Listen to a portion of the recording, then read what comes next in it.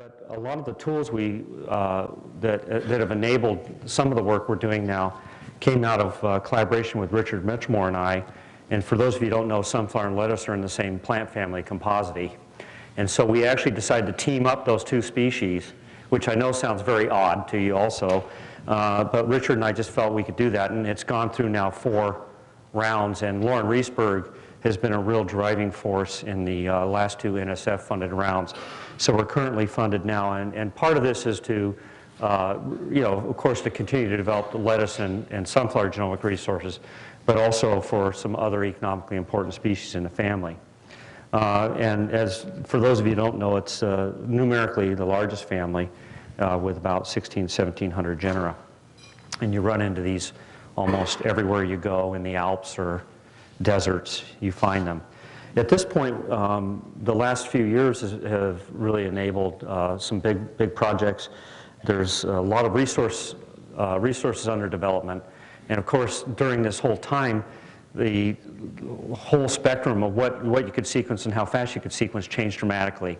So as these tools were being developed, the technology was sort of outstripping us. But at this point, we have, we're just receiving an Illumina array in the next week, we think, an Infinium array that's part of a large-scale SNP discovery project. I'll just show you a little highlight of today.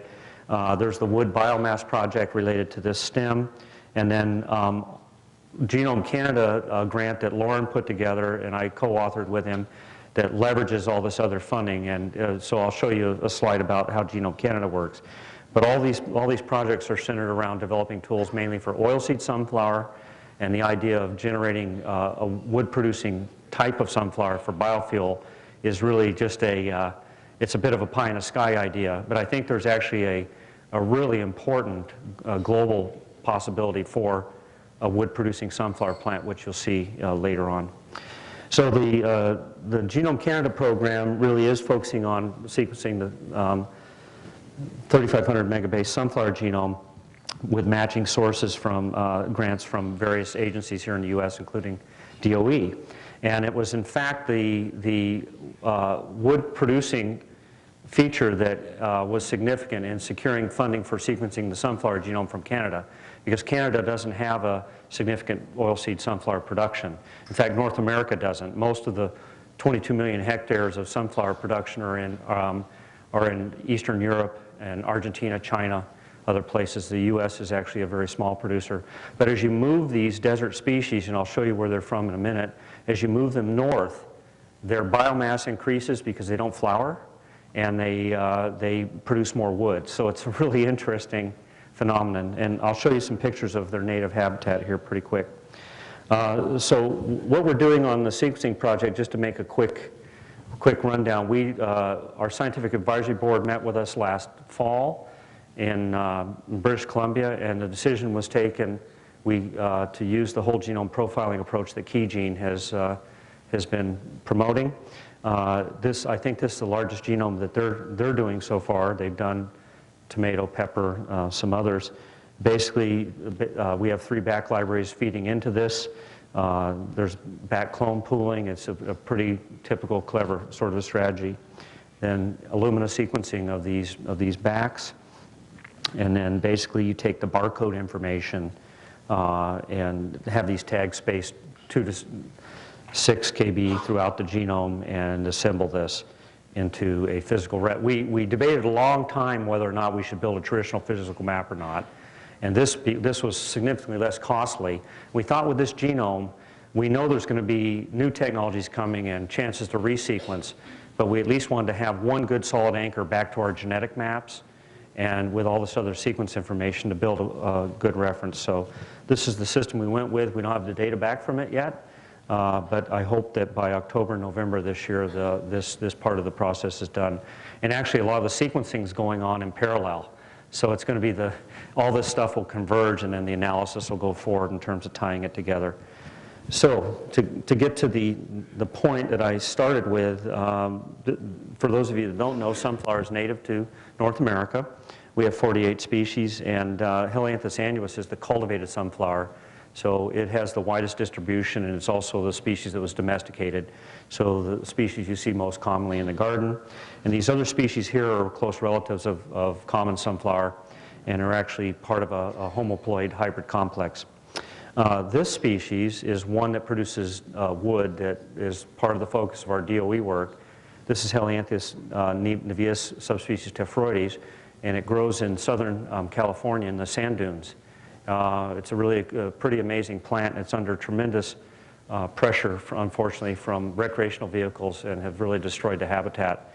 And we've collected Laura Merrick, one of my colleagues, who manages a germplasm collection in Ames, and one of her colleagues have collected extensively, and we've been developing a lot of the germplasm introgressing genes from this species to utilize it. But it produces a solid wood stem, very woody. It blows in the desert, and it has obviously tremendous drought tolerance.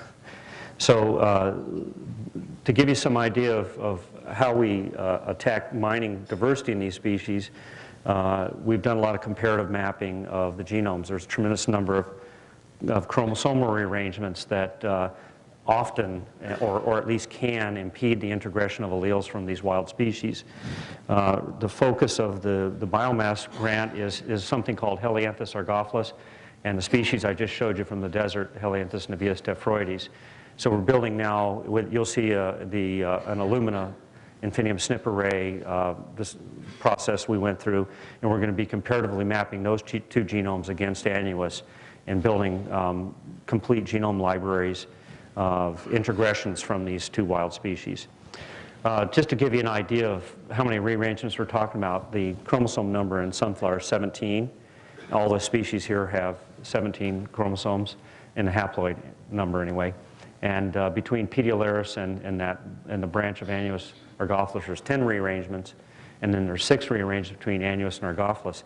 These make, Helianthus, Annuus, and argophilus make fertile hybrids, but there's greatly reduced fertility, of course. Moving genes from Pyrolysis down is even harder, but from Niveus tephroides, we're just finishing that work now. There's even more rearrangements, and we have very, very low fertility, and there's a lot of the genome we can't move across. So how we do this, we have great tools in sunflower, and I think back to the early days, we had the model species because their genomes were small and sequencing was hard. And now we're sequencing everything, it seems, and the plants like soybean, like Gary Stacy was talking about, and sunflower have all these wonderful, amazing genetic resources, and a lot of people working on them because of their economic importance. So, in fact, they're probably pretty good models now with these tools coming along. But one thing that's enabled this in sunflower, this comparative mapping, is that we can actually make hybrids with common sunflower. We have male sterols and other things to produce these very, very readily. And then we look at basically the intraspecific meiotic events to get the comparative mapping done. It's an important because what we're trying to do is build these blueprints to understand where we have in translocations or other chromosomal rearrangements that are barriers to introgression. So it's pretty easy to see this diversity in these wild species, wood production or drought tolerance. But those are obviously assemblages of many genes interacting to produce that phenotype, and so we have to try to identify and mine the alleles that are creating that value and bring them across into Annuus. So this is just a case where the middle chromosome is the middle 2 chromosomes are from Helianthus annuus, and we've just aligned them to the two chromosomes we see in Helianthus argophilus, and in this case, there's translocations, and that whole translocated chromosome is duplicated. So there's some very strange phenomenon that we found, and we're building these higher density maps will help us hopefully identify more precisely the breakpoints, and of course eventually we'll be able to align the Helianthus annuus genome sequence to this information. So we can build these kind of crop circles like Katrin DeVos, one of my colleagues at UGA, has done so much in the grasses to try and look at these rearrangements. We've done this for several of the species, just again as a blueprint to understanding where the rearrangements exist. And the thing we've lacked is being able to drill down from that chromosome or genetic map level quickly, of course, to candidate genes and loci. And this has been a real problem because a lot of the loci we're looking at also that come in from these wild species, genes that affect branching and self-incompatibility. I mean, each one of those has taken a real arduous exercise to try and identify the genes underlying those traits. And so actually Lauren and I have felt like, with knowing this was on the horizon, we just sort of stopped all of our sort of positional cloning work because it was just such a pain, and we just thought, what, just wait until that comes. And so I think it's been a real interesting the last 3 or 4 years to see how this technology has just been a real game-changing process. So we've made all this comparative mapping. We've done this comparative mapping work with what I'll call second-generation DNA markers, SSRs, and these sort of things. And basically, they've just become obsolete very quickly. We spent a lot of years developing all those markers, and with SNP technology, they're going to disappear fairly quick. We had about 3,000, about 2,000 mapped. These got us the genomes of the 5 wild species against Annuus. And, until we started this new work that I highlighted at the beginning, we only had about 100 SNP markers. So it was clear to us even 2 or 3 years ago that this was going to be a significant shift in technology. And so we got a consortium of companies together to develop a SNP platform for sunflower, which I'll show you a little bit about in a minute. So, as I've already indicated, our work really focuses on 3 different sources, 2 wild species, and then also something called Hopi, which is actually one of the early domesticated sunflowers. We believe that the cultivars we're looking at now that are called Hopi pretty much trace back to some of this early domestication 2,000–3,000 years ago. And for those of you that have never seen this, these were grown in really desert environments on real wide spacing. So this is another plant, when we move it to cultivated rich soils, it just explodes, grows 12, 14 feet, gigantic stems. So these sort of desert species have this inherent biomass potential that when you release it to a wetter, more fertile environment, really produces tremendous biomass. So what we're doing is looking at producing in North America, in the northern latitudes, and also into Canada, these biomass types. Now, whether biomass sunflower can make it as a separate economic enterprise is a big question, because it's not a high-value crop. But that's at least the phenomenon that we see, and we see potential for that material. This is silverleaf sunflower. This is what it looks up close. Those are trichomes covering the leaves. So it's really, again, an adaptation to cope with this dry desert type of environment. And this is, again, just a pan shot of these Algodonis dune sunflowers growing here in Southern California, right near the Mexico border and on into Mexico. And that's actually one of the other amazing things to me. We can sequence the sunflower genome, but we're not allowed to collect seed in Mexico now because of political issues. So, sometimes it's these things, the phenotyping and seed resources that become the real pain. But there's still a wealth of germplasm down into Mexico that's been untapped at this point. And we'd very much like to get into the global seed banks, for sure. So when we saw this wood formation phenomenon, we originally thought that it was related to flowering time. Because as we moved these species north, the materials, for example, in Corvallis, Oregon, never flowered. They would grow all the way through to October, November when it started to rain, never have a flower on them, and just keep going to the sky. And so it's basically a day-length response. And so we assume that, this wood formation, all the energy is just funneling into the stem instead of seeds, and so that's why we're getting wood. But when we started doing developmental studies, what became clear to us was that actually in this right-hand slide here, you'll see is Helianthus argophilus. And this is actually that ecotype that the sample is from this particular ecotype. Not all ecotypes do this exactly the same. There's 2 or 3 that have this effect, and Helianthus annuus is on the right. And I don't know if any of you have popped a sunflower head off. That spongy, pithy, kind of funny smell, that's just parenchyma cells in the stem. And in the stalk itself, it'll be like that at the end of the season. That's what you see on the left. And these are just 8-week-old plants, but that's the spongy pith that you see. And that's actually wood formation at 8 weeks. So this wood formation is triggered very early in development, 4, 8, and 12 weeks. In fact, we couldn't really take tissue slices after 12 weeks. It was just, you know, without special wood. And we actually went to the forestry people to be able to make sections beyond that timeline. So we know now it's triggered early in those ecotypes, so we think that the combination of that early triggering of the developmental pathway to wood formation and flowering time together can produce this high biomass wood, and that's the way the breeding programs and the genetic analyses are focused now. So we've been working with Mark Davis at the NREL lab. I'm sure that many of you that work in trees know Mark, and he and his group there have been developing something called Pyrolysis, molecular beam mass spectroscopy, just for a rapid analysis, kind of a chemical fingerprint. And when he first analyzed this material, because a very good friend of mine just up the road here in UC Davis, Dave Neal, said, no, sunflower doesn't make wood. Okay, he was convinced it couldn't make wood. And so I analyzed this, and of course, guess who got the first report? Dave Neal got it. But it's basically, it looks a lot like Populus tremuloides in terms of its chemical fingerprint and basic composition. It's softer, definitely, than a tree, but it appears that quite a few plants in this family have this produce wood similar to this. So we're doing all the chemical fingerprinting with that. I can't show you the results because those studies were just done. The chemical fingerprinting is being done right now. We're mapping loci involved in wood formation in sunflower.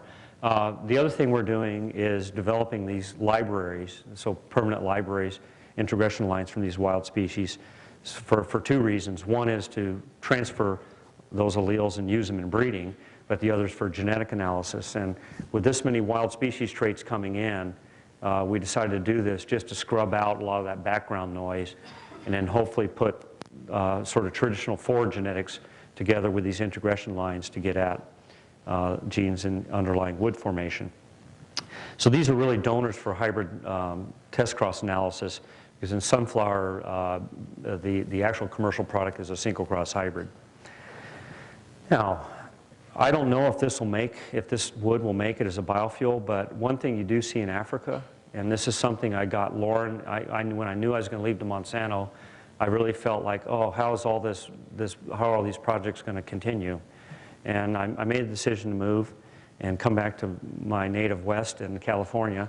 And one idea that I really promoted with Lauren was that maybe this could be a portable wood crop for people, because one thing you see in Africa is stripped landscapes with people, women most of the time, carrying wood on their backs down to cook from the mountains or hills. So we're going to explore this, but here's kind of the catch there.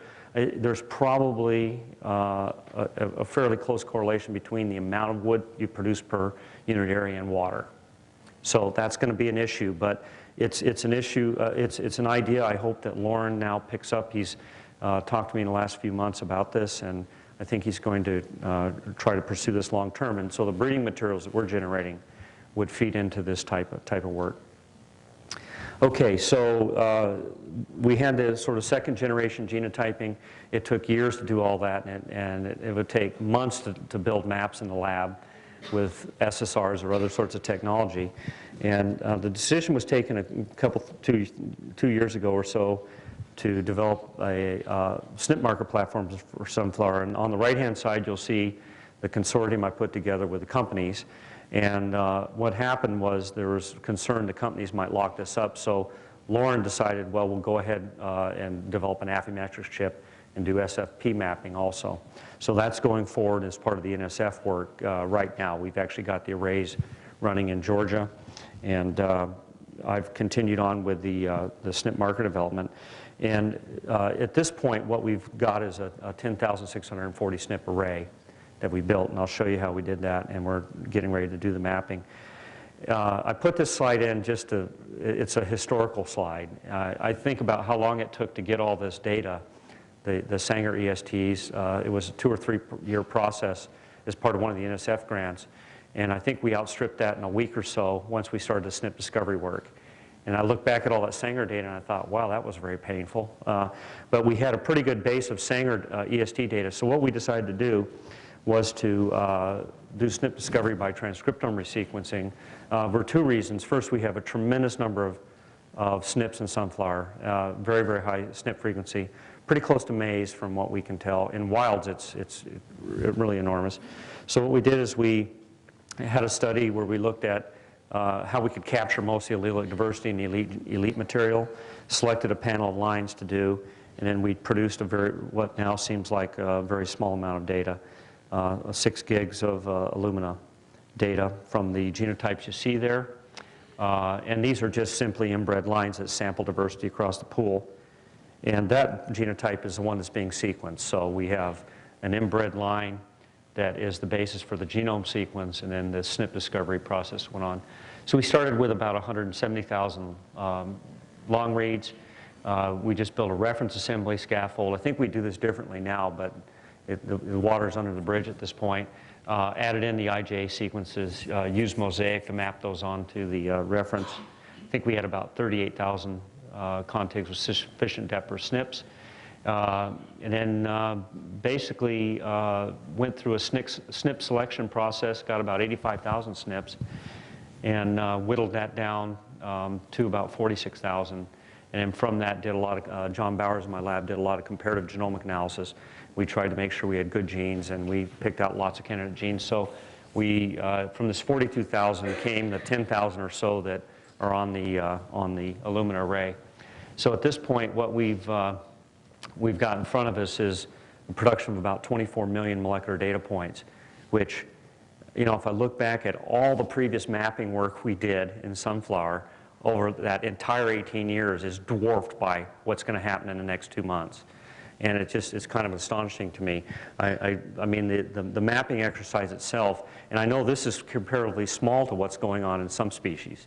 So it's just kind of mind-boggling to know, but this is really creating a powerful resource that really the rate-limiting things for us now aren't genotyping and sequencing, but having good ideas and doing the phenotyping and the downstream genetics is just so much harder and more challenging. So these kinds of maps can be built. This was about an exercise of about 4 days, actually, from the time the arrays arrived, the DNA was put on. There was about 1,800 loci mapped in this particular case. And so when the Infinium array arrives, I'm assuming it's going to take a little bit longer than that. But it's still kind of astonishing to me to be able to build maps that rapidly and create that kind of information. How are we going to apply this? And it's really the important point and why the industry funded this in the first place. Of course, there's all sorts of marker-assisted breeding applications, but what we had really seen is a dramatic shift in how people are going to apply marker technology in plant breeding. And I think one way they're going to do it is through genome-wide selection, putting a backbone of DNA markers across every population they study, combining a phenotypic and genotypic index together to make selection decisions. So this is something that's one of the reasons I think the industry has funded this consortium, is to be able to do this in a very low-cost, routine way. And I think we're starting to look at really cost per molecular data point, and you know, not only in the penny range, but in the fractions of a penny range for some of these things. So it really fundamentally changes what's even feasible and possible. And so again, if you look at how any of these materials are developed, you start with sort of a commercial hybrid, and you go through a process of taking a donor, whether it's a wild donor or elite donor, going through inbreeding on the right-hand side. You would do sort of a normal process. But if we think about genome-wide selection, before it was totally infeasible to consider cycles of selection where you're just genotyping only because of the cost and the time that would be involved. But when you can do it for fractions of a penny in a very short period of time, you can envision a case where the cost for genotyping is far less than phenotyping. And so that's exactly the kind of application that we see emerging now in sunflower, where you can apply a couple cycles of genotypic selection with indexes and really speed and accelerate the process. So I hope I've given you a snapshot of what's happening in sunflower. I think all of us involved are very excited about the sunflower sequence coming. I think it will really fundamentally change how we do genetics in sunflower. And I hope that we do have biomass sunflower someday as a real commercial crop. But I'm not sure because of just the sheer cost of biomass production. It's going to be a challenging thing. I just want to thank all these people. I won't go through this, the folks in my lab and collaborators, and also collaborators that have helped make all this work in sunflower possible. Thank you very much.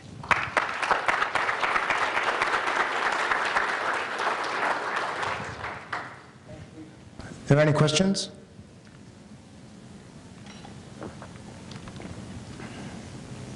Yes, yeah. Marv. Just a commercial one, what do the Monsanto and others see as the commercial end products? Is it the oils of sunflower, or are there other products?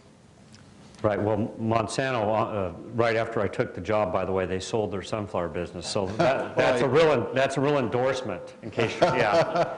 But they sold it for another reason, but it's almost, I'd say, if you look at the sunflower business, 98% oilseed right now. So the biomass part is just something we've really, it's entrepreneurial, really, at this point.